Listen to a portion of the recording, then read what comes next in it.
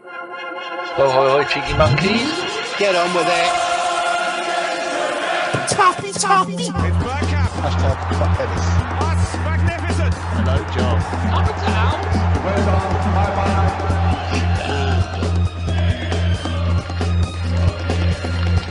Be like the Arsenal. Be ambitious. Come on.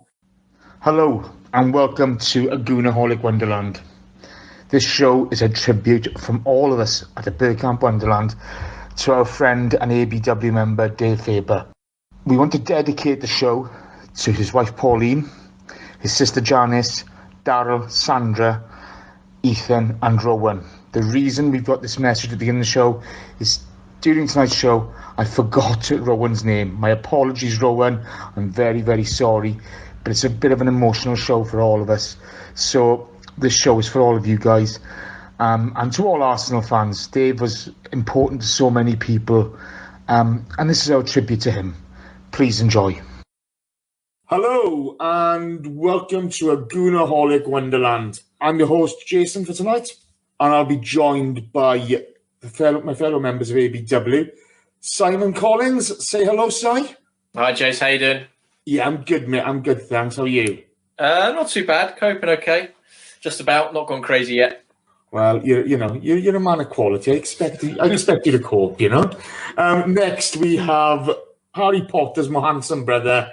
It's Andrew Fife. Say hello, Andrew. Hello, Jason. Very happy to be on. I'm not sure about the Harry Potter analogy, but how are you doing, buddy? You well? I'm talking to you and the other two lunatics. I'm always good. You know what I mean? This makes my day. This is the highlight of my lockdown. So good. I'm glad. How are you, pal? You and Shah coping well? Just about, yeah. We managed to get home from Nepal somehow. I was nearly stuck in the Himalayas when they decided to close the border. We managed to get home. So we've been it's been quite an intense 2 months. We haven't actually left each other's side. And now we're in a small pokey basement flat in North London. So we've spent every minute of every day for the last 2 months. But we've managed to not argue. We're getting by and we're making the most of a pretty stressful situation. The honeymoon just carries on, doesn't it, pal? It just carries on. And last but no means least, it's my brother from another mother, John Welsh. Say hello, John. Hello, John. How you doing, Jace? It's been too long, mate. It's been too long. Far too long. It's just bizarre, isn't it, pal? It's bizarre. You're currently working on China time.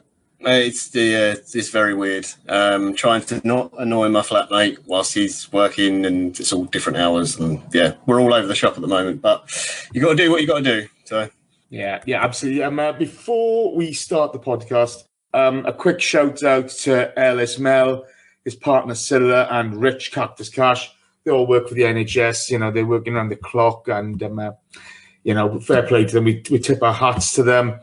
And to Neil Chemp, happy birthday, bro. Hope you've had a good one. On to the podcast. As you can tell by the title, this is not a normal show. It's our tribute to our friend Dave Faber, the Goonaholic. Unfortunately, on Christmas Day last year, Dave, after a lengthy bit of illness, passed away. And not to put too fine a point in it, it broke all our hearts. Dave had been with us for a few years. His first podcast with us was the night we won the Football Blogging Awards. And although joining kind of later than a lot of us, he became a firm favourite with everyone. Dave was cremated at the end of January, and myself, Neil Chemp, Ellis, Josh and Carl all attended the funeral, along with the likes of Dave Seeger, and special mentions to Victoria and Lucy Gooner. They were particularly close to Dave.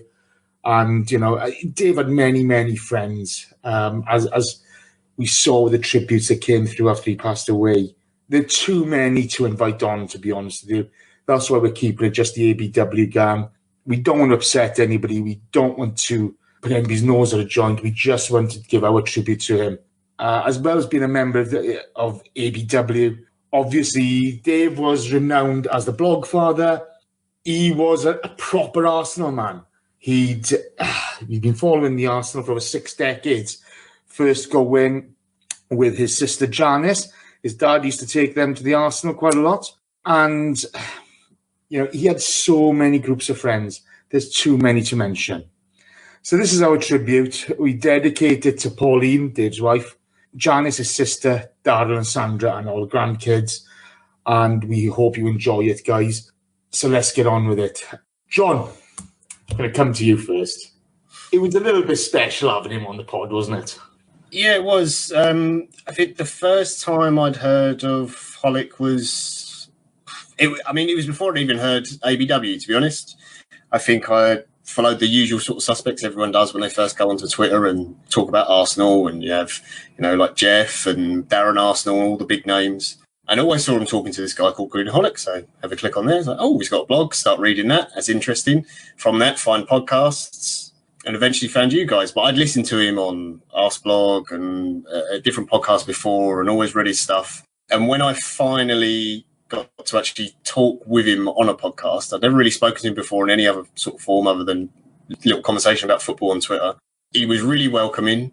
He told me that he liked some of the stuff I thought and things I'd said before about football. He was really interested in Serie A and asked me lots of questions about Italian football, which, to be honest, only Chris had done before. And, Chris can talk all day long. You don't want to have a conversation with him.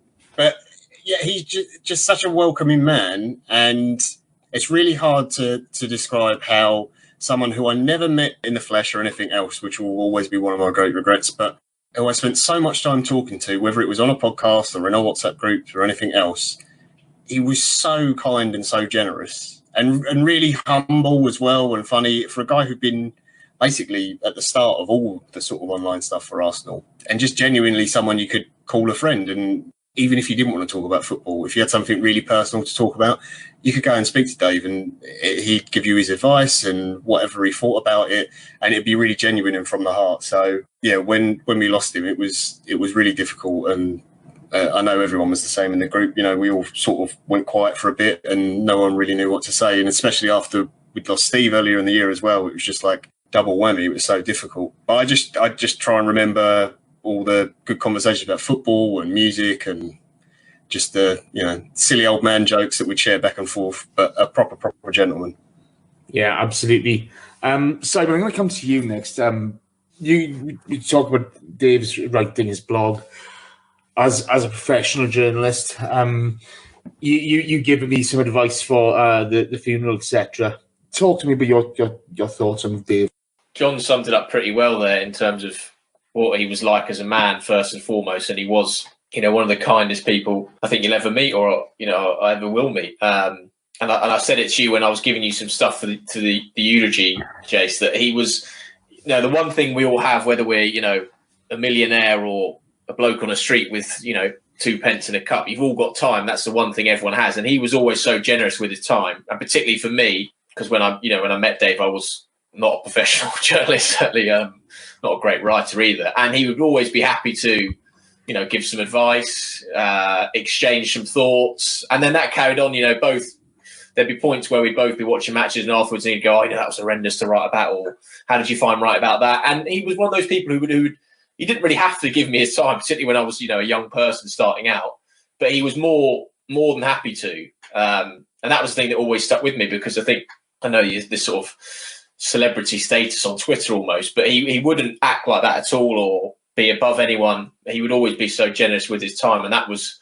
the main thing I took from him. And the moments I always enjoyed with him was talking about writing, which was his real passion of his, along with the Arsenal, was his writing, and he was one of the best at it, and it was why he was so revered and why everyone read his work. And I always remember when he joined the podcast, or Danny talking about when he joined the podcast, like he was this sort of like Bergkamp figure for like the podcast, in the way that I love this podcast and it's great. And one of my favourite things about it is the amount of just crap we talk about and shouting and stuff. And Dave would always have a way of sort of cutting through that and come with a bit of sense. And he'd always make a point and there'd be a bit of silence. Everyone would just go like, yeah, that's right. And then just sort of carry on. It was just the way he was. He was so, precise and smart with what he said that he always added that little bit of class to it. And that's how I remember him from the podcast sense. But as a man, as John said, he was, a gentleman, and that's probably the easiest way to sum him up. Absolutely. Fifey, first time I met Dave was the first day I met you in the flesh as well. What a day. It was the Swansea game. So was that the game we all got in? We all sat in the box. Yeah, Jeff sorted a box. Yeah. But I travelled up to London. A stint. OG was over from Canada. and I was staying with him in the Airbnb, and Fifey sorted breakfast out. And so we're all eating bacon baps around Fifey's house, and we went to the Wetherspoons by the tube station, and Dave Faber walks in, and we're chatting away there, and I remember OG turning and saying, we're having beers with Goonaholic, because, he's a big blogger, OG, and there was this look of bewilderment on his face, okay? He was really fanboying it up, and I know that he was, because I was as well, right?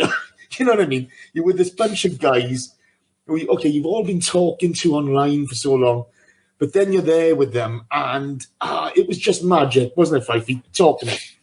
I remember that, because that morning I invited you guys over for bacon rolls. I got Shah to get the grill on. OG brought a friend of his, a French guy, if I remember right. We'd never met before, but it was like, come over for bacon rolls, and obviously invited Dave, and Dave was like, no, it's fine. I wouldn't want to trespass young lads, sort of thing. And he was like so humble about it, and I almost felt like guilty because he didn't come. But we were all so insistent that even though he was in a pub by himself 100 meters from my house having a pint, he was in the Chicken and Hen. He was on a pub on the roundabout, and then he actually came over to the Wetherspoons to come meet us. He'd been having a pint by himself, just I think probably reflecting. And then I was like, this guy's quite shy for someone who I've spoken to quite a lot. And then by the end of the game, you, me, Holic, OG, and I think Sir Livers were all absolutely mullered in one of the drunkest. and Holic was honestly, I couldn't believe how pissed he was, and what a laugh he was. He was such a nice guy. He was so high. So I followed Holic for probably, we followed each other for maybe a year or so before he actually joined the pod. And I think when he joined the pod, it was all down, not all down to, but Raj Patel was, remember Raj JD? He was in a period when he was really trying to professionalize the blog for us. So he was bringing in lots of professional football, former Arsenal players, big names. And we had some, really good guests. And then, he went and landed Dave Holic. And I was like, okay, what, like a one-off? And when I remember when Dave joined the group, and funny enough, what Simon was saying earlier, it was almost like the Bergkamp moment when Bergkamp joined Arsenal. Dave joined the group, and I was like, Jesus, we are actually becoming quite a professional outfit here. And I started podding with him, and then I guess I don't read as much Arsenal football blogs as some of you guys do. I just get a bit. Probably don't have the attention span. So I never really appreciated Dave's work, before the pod as much as I should have. I just knew he was a nice guy off Twitter, and I knew how good he was. But I remember in the first real season we started podding was, I think, when I was podding away with Dave, actually we podded quite often in the 2015-2016 season. So after we'd had the nightmare summer where we only signed Czech, and I think I was pretty furious with Arsenal, and specifically Arsenal at that point.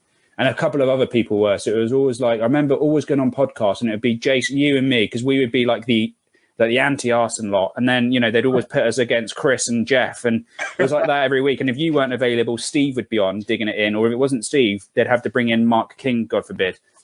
So they started bringing Holic on. And at first I was like, okay, so they're kind of bringing me and Holic on. So they're pitting me against us. And I was like, Christ, is Holic one of those we're letting our best ever chance at a title slip away? And I was like, oh God, Holic's going to be, we've drawn 1-1 away at some average team, and he's going to be praising Arsenal like Chris would. And so I was ready, and I really started going into Arsenal that season, probably too much. And then Holic would start to talk, and I remember, I was waiting for him to try and defend Arsenal or over defend them. But what I soon realised, one of his best traits, and one thing I've said about him is, the thing that separated him from every other blogger for me, as I started to really appreciate his stuff, was that he was just so balanced and intelligent with it, right? We live in a society where on Twitter, not just Twitter, but in general, people are so over the top in their personas. And we see it all the time, people having to make a name for themselves by being the most pro-Wenger person or the most anti-Wenger person. I don't need to name names, but we know who they are, right?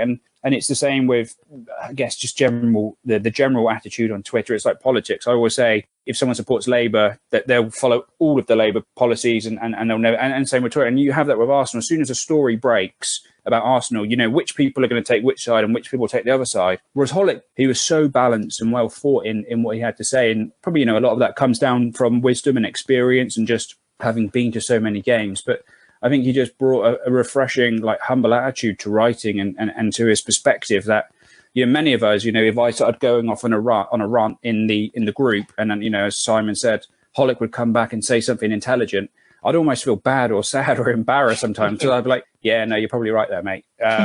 But yeah, he was a fantastic guy, right? And, so glad we got that opportunity just to get him loose and boozy and, to see the real Holic. One of my favourite times of him as well is, behind this, I guess, this gentleman, Veneer, he was a gentleman, but sometimes he would let loose and let slip. And him and Steve, after a couple of whiskies, would tell you a couple of stories about, when they took the terraces on at Villa Park in the 70s. But they were always like, shh, don't tell anyone about the Villa game. And you're like, it was like 45 years ago. I think the police aren't looking for the... Listen, he was such a lovely guy, and I remember I woke up on Christmas Day, and I actually, I was at my in-laws, and remember sitting on the toilet about 8 a.m. and just texting him and Pauline, just saying, "Listen, I really hope you come through and manage to have one lovely final Christmas." And obviously, sadly, later that day, the news kind of broke through, right? But we were also lucky to have had him on the pod, and so lucky that he gave us so much of his time and interacted with us and just shared his thoughts and wisdom with us. Absolutely, pal. Absolutely, he was one of a kind, and what I loved about him was when I was doing the eulogy for him, I looked back at some of his old blogs, and I can't remember the game, okay, but we'd had a humping. It had got a bit toxic, and the Dave we all know who's in the background, okay, not the balanced, lovely Dave, but he wrote a blog. I'm not a sheep. I couldn't give a monkeys about your opinion. You're being over the top, blah blah blah blah blah. And he gave it to everyone. No matter what side you were on, everybody had it, both barrels. I just thought and laughed about that because that day in Wetherspoons, we were fanboying it up, myself and OG. I've seen Josh Daw do it. I've seen Chris Carpenter do it. And the one thing I loved is you listen to Dave and the stories come out, and especially the Villa Park story. He loved that one, It was one of the great stories, It's just funny. But the amount of time he had for what you had to say, he would always be there to listen. Do you know what I mean? He would never take your opinion for granted. He would always listen, and he'd always try to give balanced response. I remember Arsblog was doing his bit of a tribute to him, and as he said, if somebody had a terrible game, Dave wouldn't say, "Oh, he was crap." Dave would turn and say, "Well, he didn't do himself justice there, did he?" Well, he's had better days, and that was Dave. I wasn't on his first podcast. His first podcast was the night we won the Football Blogging Awards, and I was up in Manchester collecting the award. And I remember listening to the pod the next day coming back, and I'm thinking, I've got this big bottle of Carlsberg Lager, like a magnum of Carlsberg Lager, again, I got this award, I got a stunning hangover. I'm on the train coming back from Manchester to Cardiff, which is horrible.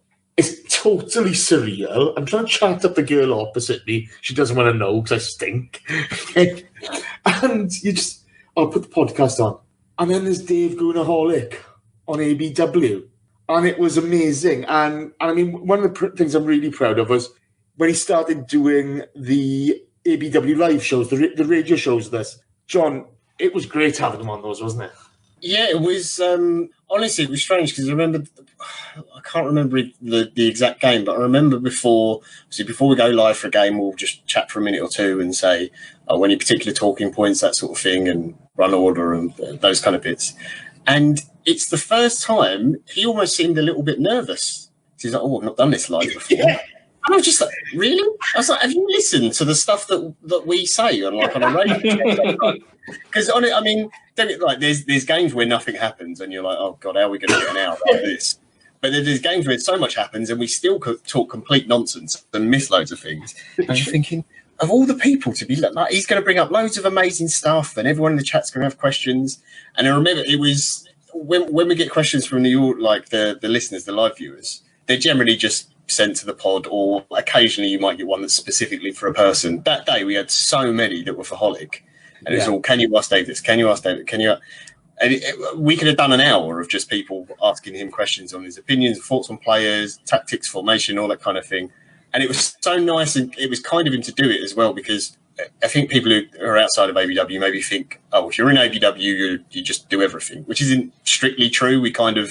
The live show is kind of its own thing and has its own group of people. And obviously, guys, who aren't regularly on can come on, then we're always happy to have them on there. But Dave never had to come on that. We just asked him. I didn't think he was going to say yes, but the fact that he did say yes and then came on and did some, and he really enjoyed it as well afterwards. But you'd always get the little nod towards the end or a little message in the chat like the management is not happy. I've got to go soon or whatever, or the whiskey glass is getting a little bit too empty. I'm due to leave now, boys. So we always knew we had to crack on and keep it a bit shorter. But yeah, it was just great talking to him. And like Five said, he always, whatever he said, it was always balanced. It was never massively negative one way or hugely positive another. He was always positive in his general outlook. I will say that. He always obviously thought he could win and those sort of things, which I think is a good thing. There's nothing wrong with that. But he never went too far with it. And like you said, Jason, he had so much time for anyone talking about whatever it was you wanted to. But yeah, the stories that him and Steve, when they used to start talking to each other, that was always my fun bit. Late nights in the WhatsApp group going, we haven't looked in here for an hour or two, and it's like, there's like 150 messages. And I'm like, oh, yeah, this is worth scrolling back reading through. Because sometimes you look at it and it'd be like, oh, it's Jason winding up Chris. I can just skip to it. I get the general idea. All right, cool. If it was Steve and Dave talking and stuff, you'd be like, oh, no, we'll go back to the start of this conversation and read the whole thing. It was always great. It'd always be Steve getting really excited, being like, we took on, there was about 2,000 a week, and then it would go on for like sort of 15, 20 minutes, and then Dave would just like, yeah, that's enough now. And it was just stop. That's it. That's enough now. But yeah, they were great. And they were so funny, those sort of stories, because you just can't, you speak to Dave now, you're like, are you sure this is the same bloke you're talking about? But then there was this, there's a clip, we were talking about it before we came on, Jason. The clip doing the rounds on Twitch at the moment where Hollick's just giving both barrels, from the sideline, like laying into him. And I would never sat with him at a game, but judging from that clip, and there was another clip I always remember, I think it was a fair few seasons ago when it was like the final day of the season, it was confirmed that Arsenal would finish above Tottenham. And it was Tottenham saying, I think it's a clip of Dave you can see like celebrating like both fists in the air. And in the same way, like a player, when they go over that white line, they sort of change a bit. I think when he went into the stadium, Dave changed a bit, and he would let loose a bit, and he'd be, giving it both barrels from the sideline. He'd be effing blinding. He'd be taking on the whole end, and I think that was sort of summed him up. And then he'd come off, and he'd be completely sort of calm and relaxed and balanced. But yeah, those stories, those are my favourite stories, just mainly because Steve getting so excited about the glory days, and then Dave just being like, "That's enough. Let's calm down now." It always to make me laugh. The last show Dave did with us was the Steve tribute show, and I thought that summed it up perfectly.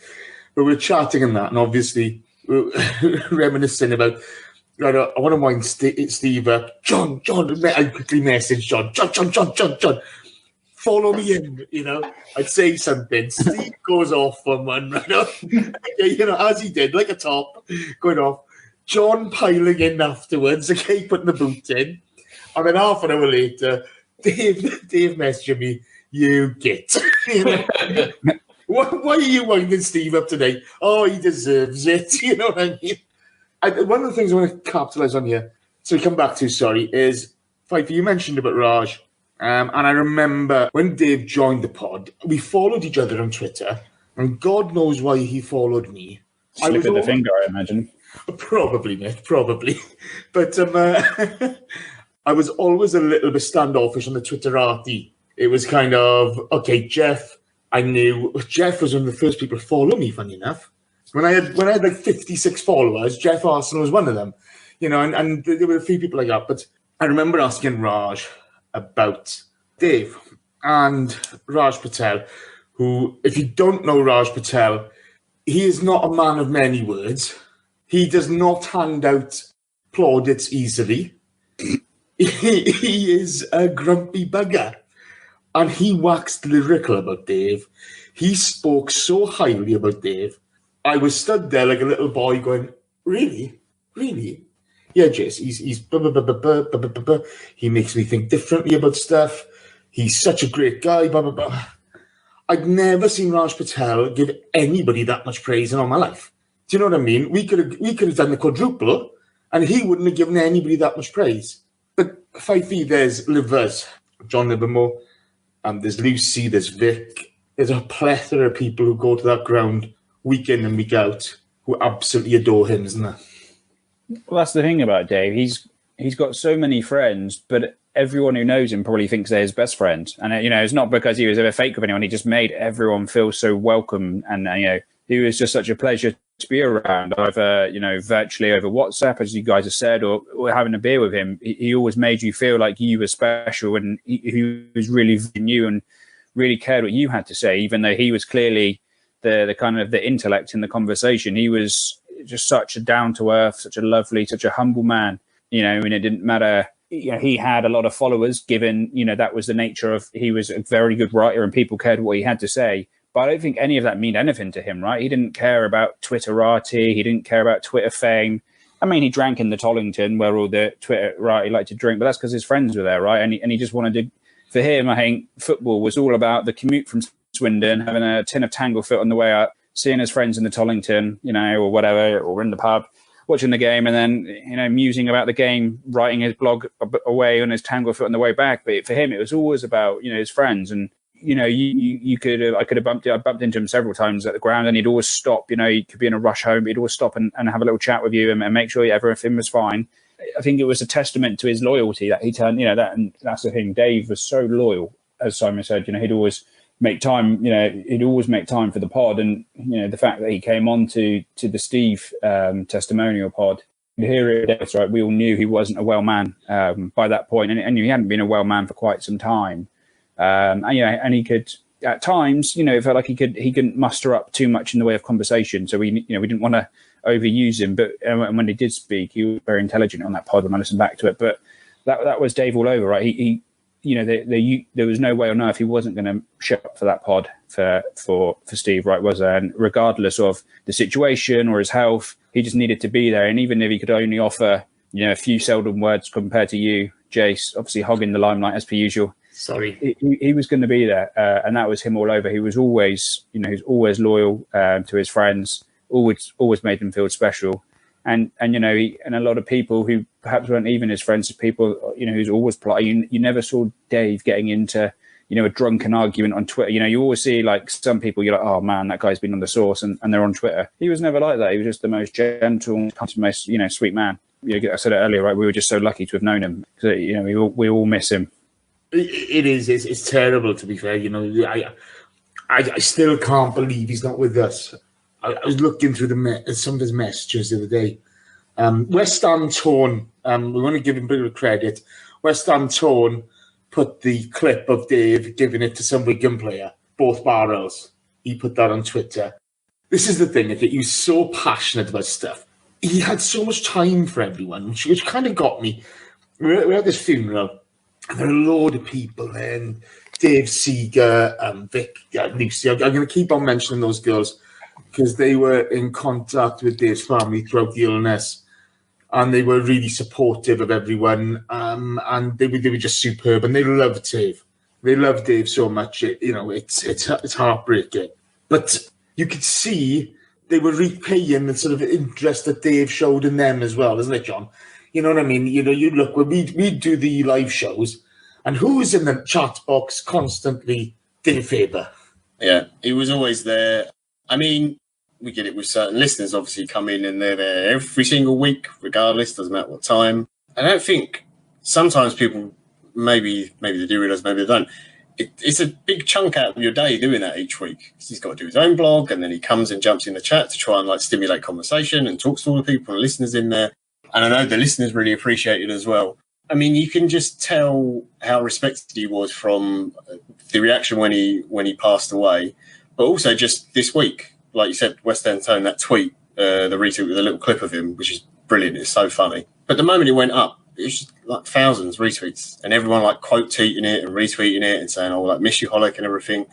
And I just looked through all the replies and stuff, and there's so many people who I have no idea who they are, never spoken to or whatever, but they all knew Dave. Whether it was just from conversation on Twitter or just because they read a blog, and it just shows how much respect. I don't know what the word is. It's not adoration. I suppose it is respect is the right word for someone like that in the community. And I don't think there's anyone else who has that same level of respect. If you look at other, I don't want to call them celebrities, that sort of big names from Twitter in an Arsenal in terms of blogging or anything else, there's always people who don't like someone. You know, there's people who don't like us, or people who don't like Arseblog, or whatever. It doesn't matter how popular you are, though, or what are the numbers. But you never had that at all with Dave. He was liked by everyone. And that wasn't done, they didn't like him because he just sort of, you know, bowed down to people or whatever. It was totally out of respect because he was worth listening to. Anytime I had a conversation with him on the podcast, or I had, you know, like an argument or something, he'd give his reply back. It'd be perfectly balanced reason. Then afterwards, I'd be like, I've got nothing left to say here. I feel like a fucking idiot now. There's no comeback on this. I can argue with Jason, Simon, Chris, Danny, you know, Jeff Arsenal, anyone, doesn't matter who it is. And I'll stick to my guns and I've got my point, and they could come out with a really brilliant point, but I'll still have something to throw back at them. Every time it was with Dave, I was just like, I've got nothing. I'm done. He's completely done me. And normally he would end up making me agree with his point because it was so spot on.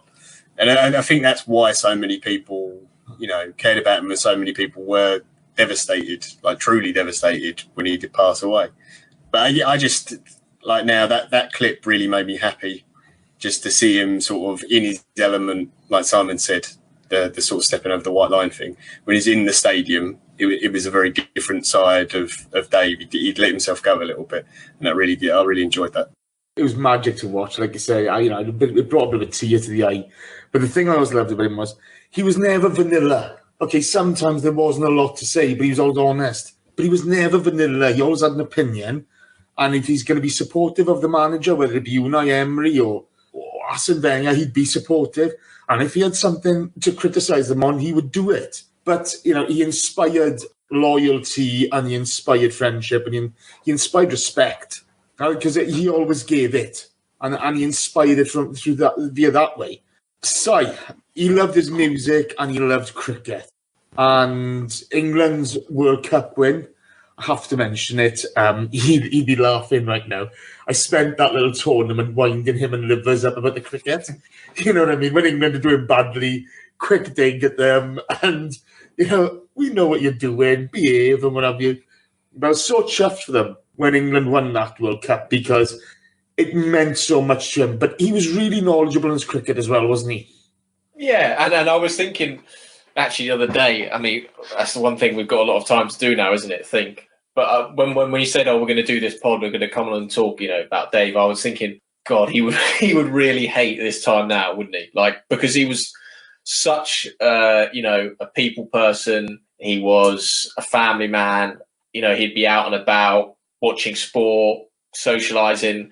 And I think the idea of him having to be cooped up on his own and stuck indoors, which I can't imagine Dave doing that at all. So I was thinking the other day, like, how tough would he find this, and how difficult would he find being stuck on his own like this? And that was the thing I always remember when you guys were talking about when you met him, particularly OG, because I couldn't come to that. So I met OG just for a beer afterwards, and just saying how sort of welcoming Dave was, and, you know, accepted him in as if he had known him his whole life. And OG, the next day when we were sitting having a beer in a pie at Pinebury Corner, talking as if, you know, I'd met Dave, you know, for 5 minutes, and he would treat me like his best mate. And that was the sort of thing with him. And this time now, where we're all, you know, stuck on our own with social distancing, coped inside, that was the exact opposite of what Dave was like. You know, he was life and soul, out and about, busy, family, friends.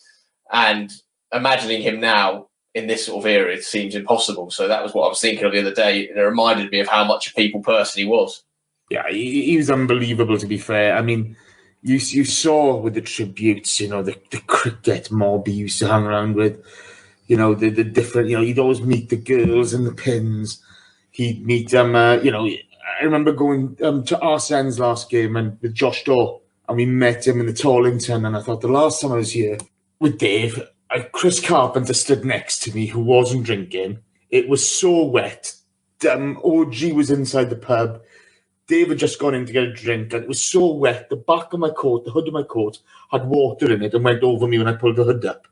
Okay, it was that bad. And it's just and Dave came out and he just brought lightness to it. It was fantastic. But at the Arsene's last game, so we were in the Tollington, and Dave comes over and shakes hands with Josh for the first time they'd met. And Josh was like, that, you know, the Bambi moment, you know, it's Goonaholic, because he was that much of a people guy. He was that good a bloke. You know, he just inspired good things, which was fantastic to see.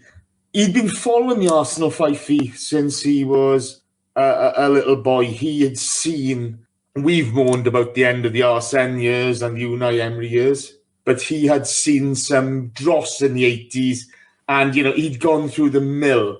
It was amazing that, he was still doing that trip from Swindon week in, week out. He was just amazing, wasn't he?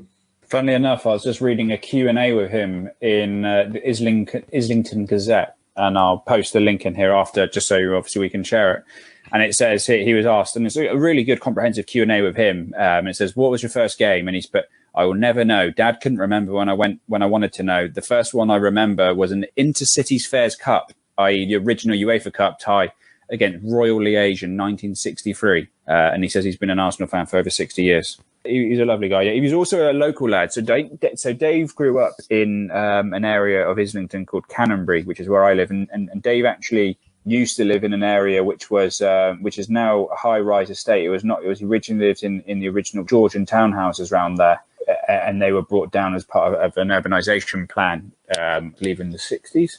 And I know he's always fond of this area. He always used to go back to some of the local pubs in that area. I think he's probably seen the changes to this, to Highbury and to Arsenal, and he'll have forgotten more about Arsenal than what we'll ever know, right? But he would have put up with a lot of dross in his time. But likewise, the highs of him would have been higher. I'm just sad that he never got to see us win a Champions League. I guess the cherry on the cake. I did message him. I remember when he hung up his boots, so to speak. He actually stopped going to watch games. I think it was about September.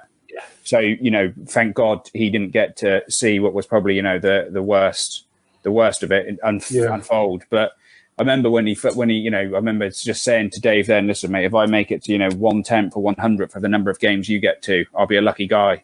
And Dave just joked it off, being humble as he is, but it was being genuine. I just can't believe that the number he's been going to Arsenal for 60 years, unbelievable.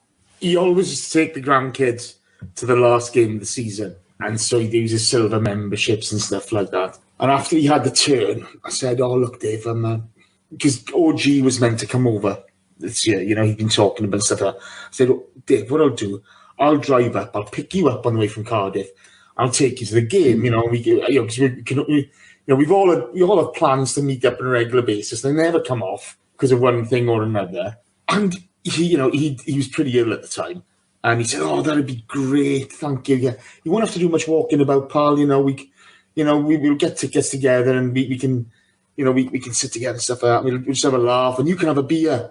Oh, I might have to give up the beer before then. Oh God, no, And he'd just laugh about stuff like that. But when he had the turn, there was a real change in him. Unfortunately, in his joie de vivre, I suppose. In his exuberance and his energy levels, and it was so sad to see. But it kind of got out on Twitter that he'd had the turn, and the amount of messages he had, where people were wishing him well, etc., was phenomenal. But one of the messages that got me was from an American gooner who'd messaged Dave and said, "Oh, I'm coming over, my first trip to the Emirates and stuff like that." And Dave, "Oh yeah, I'll meet you. We'll have a pint." And Dave meets some guy he's never met before from across the pond, has a beer with him before the game, has a beer with him after the game, and made it special for him. But Dave always had that way of making you feel special, didn't he, John? Yeah, he did. And compared to being able to say some guy who I follow on Twitter and read all his blogs and listened to podcasts and everything else, and he's got the time to, meet me at a game, have a drink before, have a drink afterwards. It's so foreign to just anyone. I can't think of anyone else who would do that or would even consider to do that. But Dave was just sort of the kind of guy who would do that for anybody. And that's amazing. It's a really special memory for that person. I remember before, it sort of kind of came out on Twitter that, he wasn't doing great. A few people had messaged and stuff, and I've seen some people saying, "Oh, I haven't seen Holland much on Twitter lately." And, he hasn't put up anything with music, because that was his big thing, especially Friday nights. If I had no plans on a Friday night and I was just sat at home, it'd be like, I'll just check Twitter every 10, 15 minutes and see what Dave's listening to tonight. And that always amazed me. And he'd just get this long thread going and lots of people sending back music and suggestions for him. just a really special guy. And it's a really silly thing because whilst he was doing the music, I wasn't really talking to him. But that's probably the thing I'll miss the most, because I know when he was doing that, he was really enjoying himself, because he was having a whiskey or whatever, and he was all different music, and it was always different music as well, from totally different eras and that sort of thing. There's always something someone could find. And if you had something that really was special to you, you could send it to him and he'd give you his honest opinion on it and whether he really liked it or not. Yeah, I remember sharing a couple of like sort of random one-off like hits or mashup songs and stuff that he really seemed to enjoy. But I think that's the big thing that I'll really miss. It's just that it was that kind of familiarity of, oh, it's Friday night, so I can go and check out Holick's Twitter and there's going to be some good tunes on there and he's having a good time. I was looking through those, preparing for this, 'cause I was thinking about the end music, and like you say, that breadth of taste he had in music. You know, he's a massive Bowie fan. He loved Motown. He just anything and everything. And you know, even if you gave him something, I don't know, Megadeth or something like that, he'd give it a go. You know, he would absolutely give it a go. He might tell his crap, but you know, he would actually give it a go. So, you know, we got to know Dave. We became firm friends with him. What are the things that you miss the most? Oh, I mean, it's. I mean, we've touched a lot on it, but it really was that element of time. And when I gave you the piece that I wanted to put in his eulogy to you, it was about that, and just him having, you know, being generous with his time for someone who had so many friends and, you know, family, to be that generous with it. And for me, it was, you know, just, you could either have a serious conversation about whatever you wanted, or you could absolutely just shoot the shit and talk rubbish. And he could do whatever he wanted. You know, he could mix with, you know, Prince or Pauper, as they say. He was that sort of bloke. And for me, it was just towards the latter years when, you know, we were both writing and I'd finally got somewhere near to his level of writing. You know, we'd talk about the games that we just watched and say, oh God, that was a bitch to do a report on. How hard was that? Or how did you see that? And just sharing our enjoyment of writing, you know, and that's what I loved, chatting about writing, chatting about the Arsenal. Those were his two great loves, and they're the two things I loved. And that's what I'll miss from him and miss talking about him. And I think the main thing, as much as we've given our sort of tributes to him on this, I think the fact that there were so many on Twitter, the fact that, you know, we had at the time, Lundberg was manager, of course, wasn't he? And, you know, sent out his own message to Dave, the club sending out messages. That gives you an idea of what sort of, you know, a fan he was and sort of a bloke he was. And that's where I think a bit, you know, we bash our club a lot, don't we? We moan about a lot of things, but we do get a lot of things like that right. Have a bit of class, a bit of dignity. And that was Dave, really. And when I saw Lundberg do that message and the club do it, I thought that's as fitting as it gets. To get the manager at the time to, you know, pay respects to Dave, as he was so ill at that time, I thought was really, really great, and summed up, you know, the breadth he had. He would mix, you know, he was getting messages from the manager. And as you say, Jace, you know, he would welcome a bloke who's come over from America who's never met. That's what he was like. He would mix with those two extremes and treat them both the same. No, absolutely. I mean, to be fair, you had Lee Dixon mention him in a tweet and stuff like that. It was great. And the club really have taken care of the family. He had a write-up in the Chelsea programme after his passing, and the club produced a special commemorative programme for the family, with Dave all over it, with the grandkids, with Pauline, and I know how much that meant to the family. You know, I mean, it's fantastic. You know, we like you say, we give the club a lot of stick, and Dave would be the first to defend the club and stuff like that, to be fair, because he'd seen it happen over the years. Dave always tried to be fair and do what was right and say what was right, which, you know, I adored him for. Andrew, getting back to the drinking side of Dave, because this is what I really liked about him, okay? He was so much fun, wasn't he? You know, as much as he was balanced and as much as he was, you know, I think he could be a cheeky chap, you know, a little bit of a rogue as well, couldn't he? He was. He liked to tipple. Every time he would come onto a pod, he'd always have his whiskey glass refreshed. I think he had to give up the alcohol by the end, which was one of his biggest disappointments about giving up the Arsenal, giving up the beers. He seemed to be, for every bar owner on Twitter, used to be his best friend as well. I remember, you know, Uma, the owner of the Gunners pub on Blackstock Road. He always used to defend her when she would get into one of her late night arguments, and you know, and he swore he knew Ted, her dog, better than anyone. I think they had their own little communications going on. You know, you could find him down the Tolly. You could find him in in any pub. But he was just a lovely guy.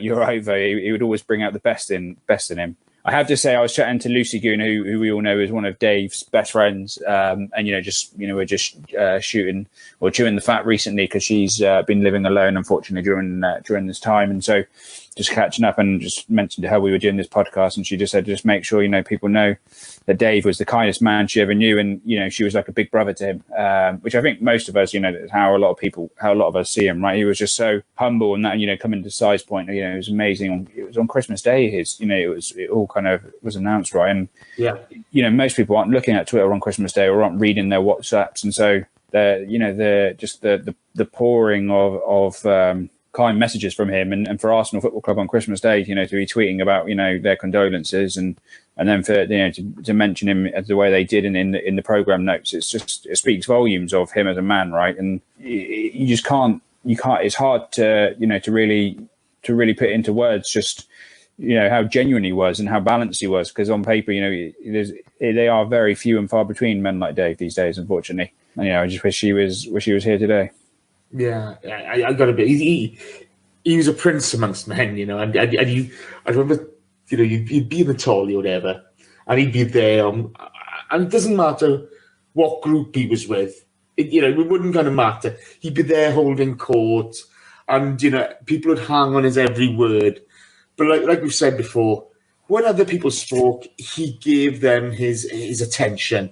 He really, they were the most important person on the planet at that time for him. And I mean, we saw him in person, and John, we were lucky enough to do it on the live pod, on the podcast with him. I hate to say this because it's such a cliche, but they just don't make them like that anymore, do they? Yeah, I mean, it is a cliche, but I think it's true, and I think it's a generation thing. I think maybe it's a thing for people who've grown up in that era, and the fact he supported the club so long, and he's seen the absolute best of Arsenal through two different eras, the 70s and the early Arsenal years, and he's also seen some of the absolute worst as well, which is probably why he was so balanced. Probably because of my age range and the era I grew up watching Arsenal, I've been really spoiled, which is probably why I'm a bit more spiky and critical of the club. But yeah, I don't know. Everything about him was class. He's the perfect example of when people say what's special about Arsenal. One of the words that always gets mentioned is class and respect and doing things the right way. And Dave kind of embodied that completely. He's the embodiment of the club in a way. Yeah, in their values and everything. Or what I would say is the values of the club. Maybe not so much anymore, but yeah, he really was that. So yeah, that's my sort of resounding. If you could just nail him down to one word, it is class. But who was his maestro? I'm sure he used to call me maestro, and then he started calling everyone else maestro, and I was getting jealous. I was like, I thought I was your maestro. And then I was like, who's this young Simon Collins coming in the pod? It's the hair competition. Me and Jason couldn't compete on that one. No. I was a maestro at one point, okay? And I remember the first time he called me maestro, my knees went weak, okay? I genuinely, I was fanboying it up. And then he called Fifey maestro as well, and it kind of lost its edge then, But no, he made you feel so special, didn't he? He was just that guy. We've been so unlucky to lose two of the greatest guys. Two of the funniest idiots and gentlemen that you could wish to meet in an Arsenal world in the last sort of 12 months. It's horrible. But when Dave called people maestro, honestly, whether it be OG, Chris, Josh's face is a picture. There was Arsblog and Gooner Blog there at the same time as well. So that had a bit to do with it. But Dave was holding court in between them all. But you saw us, people fanboying it up. And then within 2 minutes, you feel like you're the only person in that guy's world. And that was Dave. And he was so generous of spirit. He was the epitome of, we love, you see it all the time on Twitter, Classenal and all this stuff. And that's Dave. That was Dave as a man. Well, as you could see him getting more and more ill, and I'd message him to see how he was. And obviously the drugs would have an effect on what he was writing. and you kind of knew, well, this isn't good. It broke my heart. When I spoke to Pauline, and when we knew he wasn't going to get any better, I'd spoken to Pauline, and I was in Saundersfoot, this little village in Pembrokeshire. So it's a pretty little place. I'm in the car, I'm sat there, and I was in tears. You know, because you kind of know this isn't going to end the way you want it to. You know, you want him to get better, and you want to meet him for a beer at the Arsenal again, and it's not going to happen. And that was heartbreaking. And I'm gutted I didn't get a chance to see him before he went, but he didn't want any visitors because he was embarrassed. And of all the people to walk on this planet, that man had nothing to be embarrassed about. You know, he was a true gent. Some of the people we bumped into at his funeral, and the way they talk about him.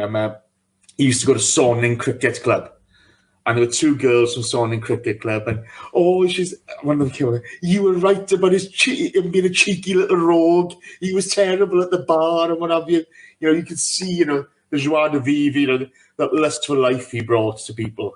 You know, the fun he'd have with them, and the way he would make everyone feel so special. It was testament to a great man, and you know, I just miss him. I miss him terribly. So I don't know. I think let's begin to wrap this up, then, lads, because I'm beginning to get a bit morose now. I do apologise. You know, for anyone who wants to go back, all of his old blogs are still there. So Goonaholic.com is there, and you can go back and read all of his, certainly anything that's been added to this website is all there. And I think the last one is actually just looking at it now is on the game when Xhaka managed to get himself sent off and then threw his armband into the crowd. And obviously, nonetheless, Dave has managed to write a balanced piece on what was probably the most hectic game of the season, right? So, but definitely go back and I would suggest if you've got some time, as everyone does during this down period, just go and enjoy. Just pick an old blog at random, pick a date, and go with it. There's some brilliant ones there. I've gone through a few of them, and they're fantastic. I like to scroll through his Twitter account. It's always kind of funny. The Dave Faber one for the cricket was always good because he was so chuffed when England won the World Cup. He was, you know, it was like a pigeon, chest out.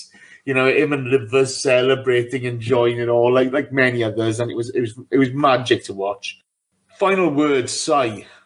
Yeah, I mean, I think the fact that we've not been short of stories, not been short of people paying tribute. I mean, you said it at the start, you know, the number of people you could have had on this pod to come and speak about Dave is endless. And, you know, all throughout his illness and sadly when he passed, the amount of tributes told you all you needed to know. And it was a point that you made perfectly and so well, was that they all felt like, you know, he was the best mate, or they all felt that close to him. And that was his ability to just be so open and friendly with everyone that you felt like within 5 minutes you'd known him for ages, and you were having, you know, your 50th pint with him and not your first pint. And for me, I think, as I said before, you know, the thing I miss is just chatting with him about writing about Arsenal. The fact that we've got, you know, so many good stories and all of us have got so many good memories to share is perhaps the nicest thing. And I know, obviously, it's greatly sad about him in passing, but the fact that we've got all those happy memories are the nicest thing, and that's what I'll cling on to because, as we've said throughout this, you know, he was humble, he was class, and above all else, I think the word I'd use is kind. He was a kind man, and that's something you don't always get, particularly in the modern world. Well said, well said. Andrew?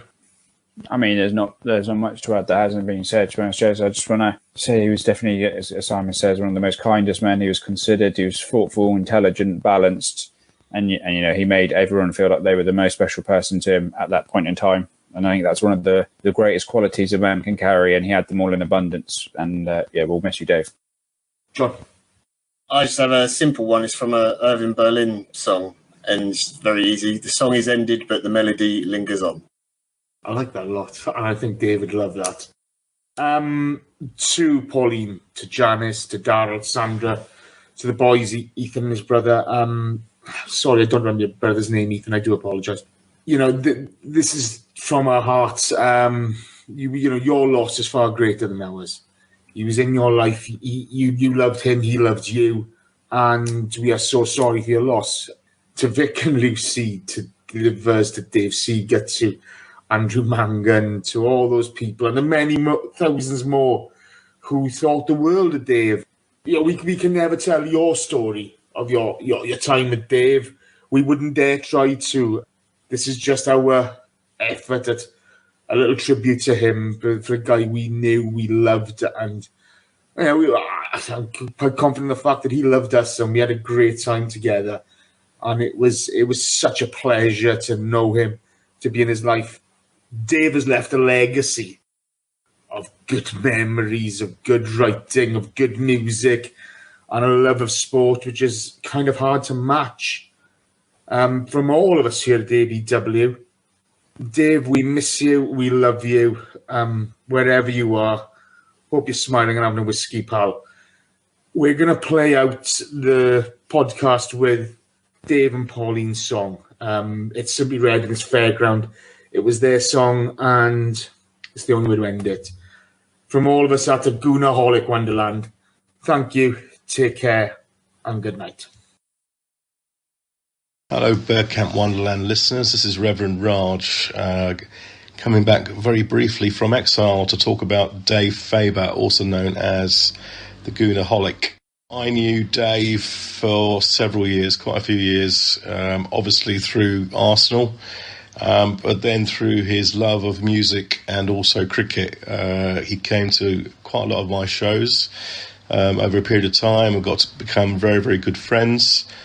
And we also spent many time at Lord's watching the England Test team, playing cricket, and spent a lot of time just enjoying each other's company and just talking about life, world, sport, and anything you could do over a space of 8 hours. I'm going to miss him terribly. He was one of the nicest guys that you'll ever meet. His writing, which he did for Arsblog and various other social media platforms, was out of the world. He was very fair in what he said. I first met him in the old Black Scarf days, and he was quite critical at the time, but then started to understand where we were coming from. And despite our differences of opinions, we had a huge respect for each other. He's a great man. He will be missed by a lot of people, and I'm not surprised about that. His passing was a shock to me, and I was very, very sad when it all happened, but I will remember him as one of the nicest guys you'll ever meet, and I hope that he's resting in peace, and God bless him. Thanks all. See you soon. Bye. What's going on, guys? This is OG from Bergkamp Wonderland, with the unenviable task of remembering a friend and putting together some thoughts for our dear Dave Goonaholic, who sadly passed away. It's been about 6 months now, I guess, and been meaning to get some words together for the podcast in tribute to him. And to say it's been a strange year is not just calendar year, but the last 12 months, particularly for Bergkamp Wonderland and to a greater extent the Arsenal. It's been is an understatement. Losing both Steve and Dave from the podcast, talking about Holic and Steve Lord Hillwood is taking a big toll on a lot of us, and it's been a very difficult thing for folks to talk about. But I think it's important and cathartic to make mention of some of the good times or some of our happy memories of these guys, and in this case, we're talking about Dave, who I know we all miss greatly. And for me, I think really just telling the story about how we first met in person, the day we met, was a very special day for me. It was my first Arsenal game in person. As you all know, I'm in Canada on the West Coast, and I had never really had the opportunity after supporting Arsenal basically my entire life to getting out to North London and seeing a game. And so the date is it's October 15th, 2016. We play Swansea at home. It was a special day for all of us at Bergkamp Wonderland because we had planned to all get together, and like a lot of the folks came in for it. You know, Jace, Mr. Carpenter, Chris Carpenter, Jeff and Raj, Mr. Andrew Fife, that you guys know and love. I'm sure I'm forgetting somebody, and of course Dave was there, as well as some other folks that you guys may know. I know FK was there, and others, and we went for breakfast at Fifey's place. He lives in Islington, and agreed to meet the Holic, as you will, at 10 a.m. at one of the Weatherspoons, I think, at Holloway around there. And yeah, I got to say, like, before you meet someone like that, a guy who's had this blog forever, he's well known on social media. I mean, yeah, we're in WhatsApp together, we chatted, and you have a sense for him, but you don't know this person. You don't know any of these guys, for that matter. And I got to say, it was a very positive experience for me. But you don't know this guy who, you know, is obviously older than myself. His experience is vastly different with the Arsenal than mine. So you're not really sure what to expect. And you know, the first sight of this guy, you know, I have a big grin on my face, and you know, he's sitting at a stool in the Weatherspoons, drinking a pint. And I couldn't help but smile, and sort of the sense of awe of meeting somebody that you sort of know and is out there and is well respected in the community. It just sort of melted away, and you know, a big hug, and he was just so warm and unassuming and friendly. And I don't think I'll ever forget that exact moment. I mean, it was just very special. And then we, you know, as a group, and I know Fife and Jace were with me, and probably very similar for them. And I know they've contributed to the podcast in general. But then we walk up Holloway Road, and I'm a little bit slower in my gait than some of the quicker guys. We're going up to a place for lunch to meet, you know, Jeff and Raj and Chris and some of the other boys. And we're walking, and I'm slower, and he slows down, and he says, "Hey, you know, I noticed you're a little bit slower. I'm a bit slower too. Why don't we walk together?" And we just walked up Holloway Road, and he pointed out, you know, the hill to the north, and he tells a story about, you know, how the Mayor of London walked out of town, and it was on that hill. He looked back, and probably there's so many people that could tell this specific story better than I can. But he said, you know, there's a hospital on that hill now, and that's where I was born. And it's just, you know, just that kind of moment. And there's people, you know, waving to him as we walk, and we walk up past Piebury Quarter, and there's people sort of getting ready for the game. But it's still, you know, it was a 3 p.m. kickoff. It's still about noon. And we go to this chicken place and meet everyone else, and that's amazing by itself. But I'm sort of chatting with Dave and getting a sense for it, and he doesn't have anything to eat. And I said to him, "So you gonna eat some lunch?" And he goes, "No, I'll eat on the train home." So fair enough. And so we're drinking some beers, and I followed suit a bit, and we go to the game, and that was amazing in and of itself. I had a great time there. And after the game, we meet up at the Tollington, and I didn't know he was going to be there, but you know, I walk into the Tollington, and he's holding court, and I did go to a subsequent game with him the following week, and it was very much the same thing, that he was this guy. He would stand in the Tollington or wherever he was, and he would just talk, but not in a very like commanding way, but he still commanded everyone's attention. And anyone who wanted to come up and interact and listen to, he had all the time of the world for them. And it was just something very special about someone like that.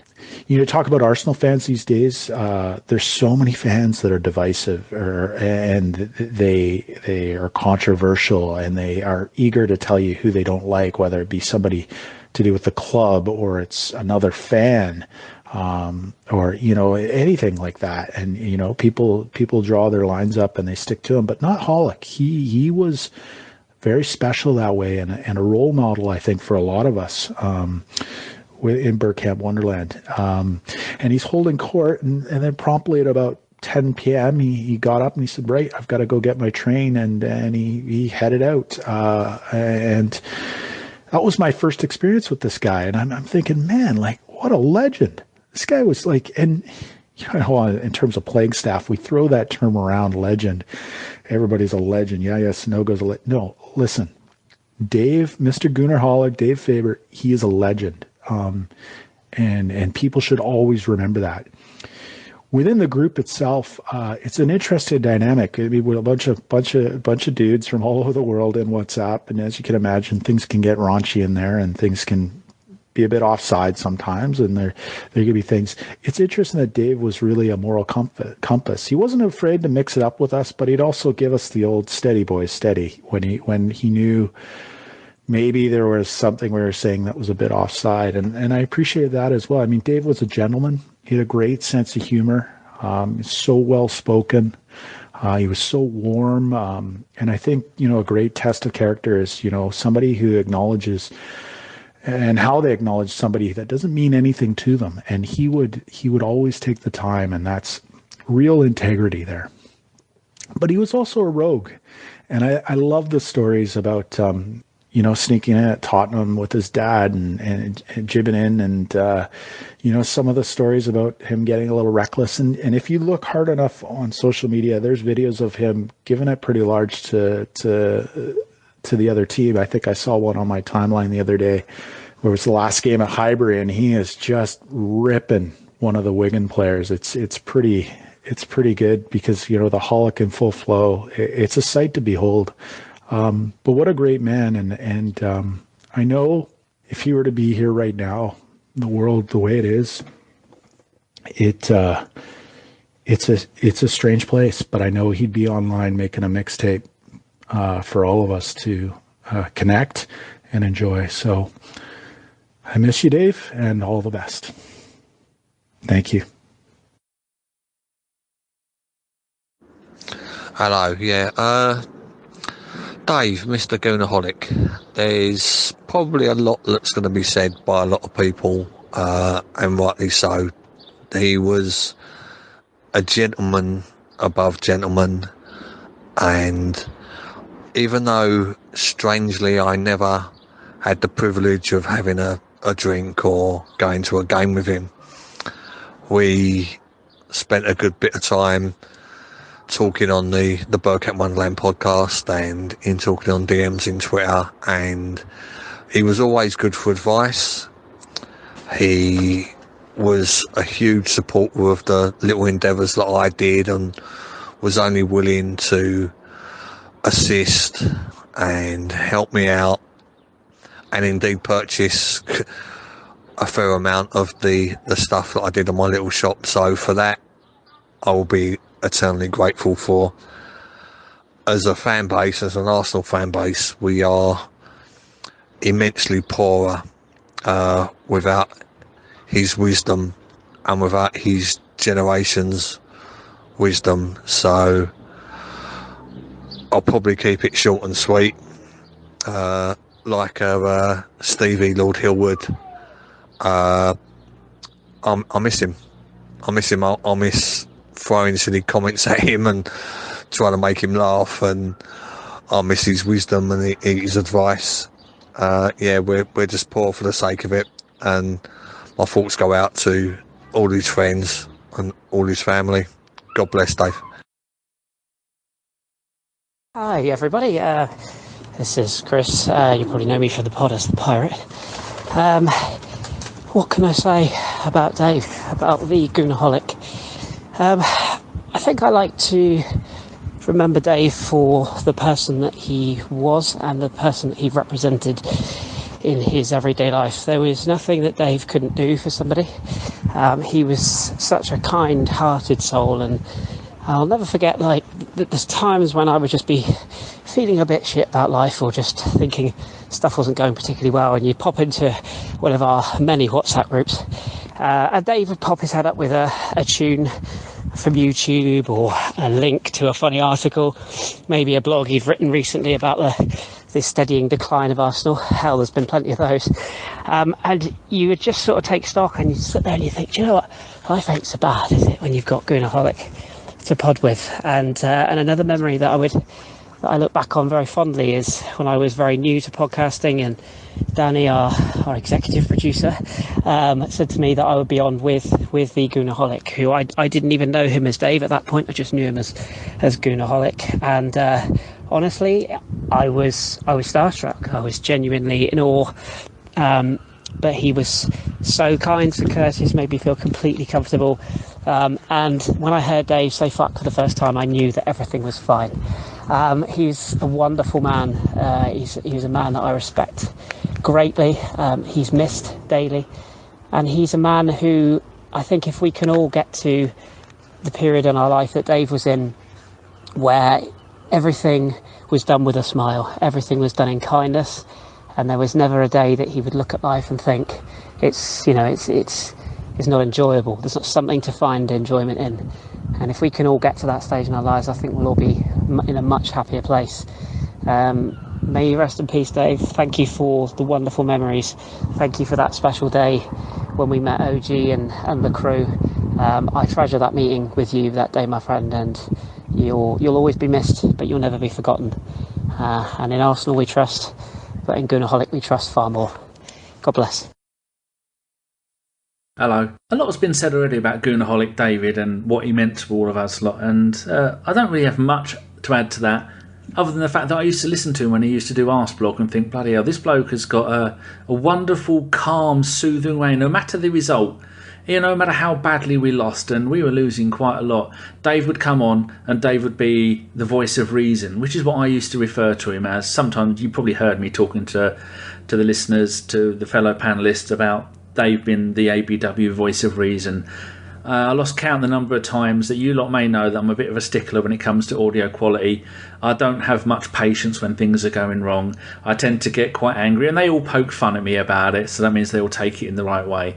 But quite often I'd get a little message from Dave saying, "You're right." And I'd say, yeah, I'm fine. This has annoyed me, or that has annoyed me. And he'd say, "Oh, you silly bugger, don't worry about it. It's not important. There's more important things in life to worry about." It'd be quite the usual thing for people to say, "Oh yeah, I'm using Ethernet." And then partway through the show I realised they're not actually using Ethernet, because I can hear the warbling of them using Wi-Fi, mentioning no names, Gav, you know who you are, who got away with it for years. And I'd moan about it, and Holic would say, "Oh, it's okay, don't worry." And I remember hearing him on Arsblog all the time and hearing that this bloke is really, really good. Well, and obviously because he's on Arsblog, the biggest and best Arsenal podcast out there. And then Raj got him to come on ABW as a guest, and I thought, wow. This is someone I've listened to for ages. This is someone whose blogs I've been reading. I mean, I'm not much of a reader. I don't usually read blogs.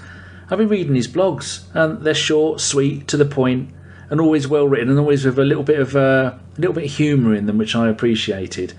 And then Chris wanted to do a podcast. I think it was it might not have been it's such a long time ago. It took me about 10 hours to edit and put it all together. And it was either the 98, the 02 or the 04 season, probably the Invincibles. I don't remember, Chris, sorry. And then he said, "I've got a guest coming on for that show." And it was going to be Goonaholic. And I thought, well, we can get Goonaholic on again. Why is he coming and doing stuff with us? He can do better than carrying along with a ramshackle bunch of noisy louts, making stuff up like I am now as we go along. And then he would come on and he was fantastic, and then he could come on and do a few more appearances. And I said to him, "Are you with any podcasts particularly at the moment?" And he said, "No, not really." He said, "I still do some stuff with Arsblog and I do my writing." And I said, "Would you like to come and be a part of ABW? We'd love to have you here." Thinking that he'd probably say, no, I've got a lot of my plate. He went, "I'd love to." And he did. And I thought, wow, that's a sign we've made it. We've gone and poached someone, well, I say poached, we've gone and got someone who's a free agent to come and join ABW, and it's brilliant. Just the number of times that he would, he just explained stuff, and he was old and he was wise, not old and wise in a bad way, but he was the oldest member of ABW and definitely the wisest. And losing him and Steve within a few months of each other has really taken its toll on ABW. Some people have lost the will to talk about football, and then the COVID thing happened, and most podcasts are on their arse now. Yeah, this has been the time that we could have really have done with Dave, going, "Don't worry, it'll all be all right. There's more important things than football to worry about." I'm not sure what else to really say about David other than I love doing podcasts with him. He was always a calming influence on everybody. He was always fun. And sometimes we'd be doing a show. I remember one time we were doing a show and he talked about something and he sounded like he was getting quite emotional. And I put in the chat box, we have a private chat during we're doing the shows. I put, David, are you all right, mate? He went, playing the game. Oh, I thought that's fantastic. That's typical Dave. And I can't remember what podcast that was, but it was just the ability just to play the game, to make it sound even more brilliant than he usually did. Here you go, look, I'm waffling again, aren't I? Dave, we're going to miss you, and Steve, we're going to miss you too. And the podcasting's never going to be the same without having those two there with us. So, yeah, cheers. I almost forgot, there was one time when I nearly met Dave Goonaholic. I've not been to a game since Everton at the last game of the 2007-2008 season. In September 2009, me and the Offspring went to my first game in 11 years, which was weird. And Dave said he was going to be there. He said, yeah, I'd love to meet up. And this is how much of a fanboy of Dave I was. I was actually going to get my photo taken with him. Out of all the people I've ever podcasted with, I've only ever met Jeff in Canada. That's it. The rest of them we nearly met, but things happened and I couldn't make it. So the game went on. I messaged Dave during the game and said, do you want to meet up after? He said, yeah, because I sat up in the dugout was to my left and in front of me. Yeah. So on the opposite of the dugout. So if you're looking in the dugout, I would have been top left tier. I got some nice tickets. I don't know how. Someone didn't want them. We beat Villa 3-2. Shit game. And so I messaged him after the game and went, Dave, I'm still going to meet you. He said, yeah. He said, I've got 10 minutes. So we went to the lifts and they said, oh no, the lifts are not working. Because being in the chair, I can't use the stairs. Well, I can use the stairs, but it'll end up with me being in hospital. So I thought, I'm going to wait for the lift. And I went to the lift and he went, no, the bloke went, no, sorry, the lifts aren't working. And I said, right, so can we go all the way around the top tier and use the lifts where Dave is, then meet Dave? And he said, no, you can't. There's a certain section when you're going from one side all the way around to the other side where the corners are, you're not allowed to go through. He said, but you can use that lift there. I said, well, what's that lift? He said, that's the service lift for the food and the rubbish. And my God, they got some bins there that stank and even now the smell's giving me a headache. And he went, go and use that and there'll be a lift. I said, all right then. So we waited there. 2, 3, 4, 5 minutes late, we're still waiting. Messaged Dave and said, oh, I'll be there in a bit. And he went, I've got to go in 5 minutes. Someone is Dave wasn't well at the time, we didn't know. That he said, rather than walking to the pub that he drinks in, he said, someone here is going to give me a lift. I can wait for another 5 minutes. I thought, well, how long does it take to go down in the lift and just around a third of the stadium? I said, right, I'll be there. Waited another 5 minutes and then another 5 minutes. Finally, the lift arrived and then it went all the way to the top. And then it went all the way to the bottom. And I messaged Dave and said, I rang Dave. I said, Dave, I'm in the lift now. I'm finally got down to the bottom. He went, sorry, mate, we've had to go. And that was the one time I could have met Dave, given him a big hug, had a photo with him, and he could have met Sean. Yeah, never happened. So, yeah, Arsenal lifts. It's not only the team that let me down. The lifts, whose job it is to let me down, they let me down, but in the wrong way. Yeah. Sad times.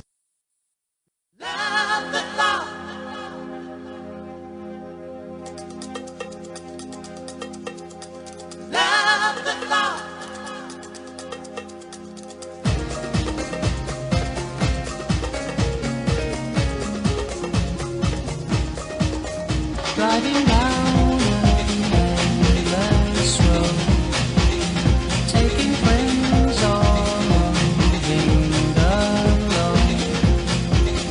Pleasure at the fairground on the way. It's always friends that feel so good. Let's make amends like all good men should.